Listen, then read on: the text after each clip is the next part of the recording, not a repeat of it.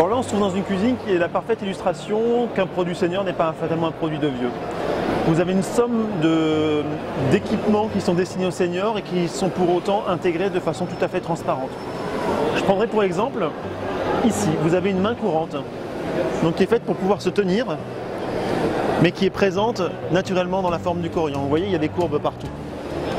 Une autre innovation, ça va être un lave-vaisselle qui est à hauteur de chargement d'homme. Ce qui est intéressant, c'est que cette cuisine-là, elle est surveillée. Il y a des capteurs.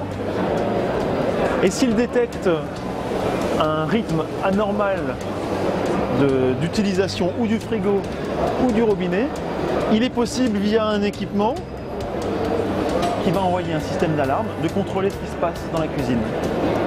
Alors, cette interface, donc, qui peut être utilisée via une tablette, outre la supervision qu'on a présentée tout à l'heure, permet de personnaliser la cuisine.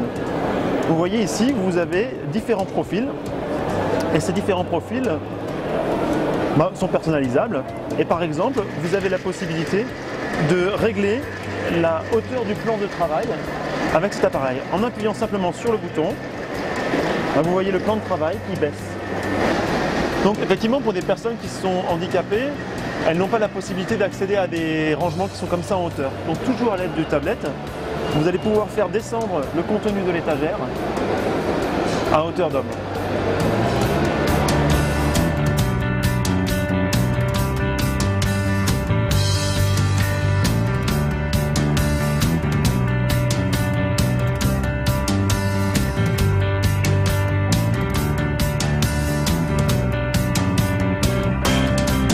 Ici, on a une cuisine qui a été conçue par Schmitt. Alors la particularité de cette cuisine, c'est d'avoir un plan de travail qui est assez peu profond pour éviter des problèmes au niveau des lombaires. Vous remarquez d'ailleurs que le robinet, il a été déporté de cet endroit-là à cet endroit-là, justement pour limiter les efforts.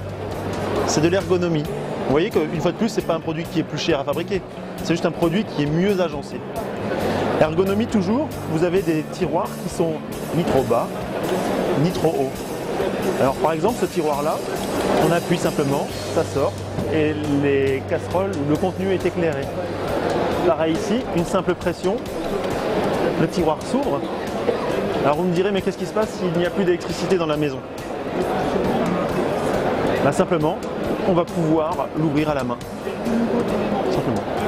Ergonomie toujours physique, vous avez une plaque de cuisson qui a 3 unités en largeur et une seule profondeur. Ce qui fait que vous n'avez pas tendance à vous brûler si vous voulez chercher quelque chose plus loin, comme les plaques traditionnelles à 2 rangées. Vous savez, quand on fait un achat, nos besoins évoluent. Il est important de pouvoir rajouter des prises si on le souhaite.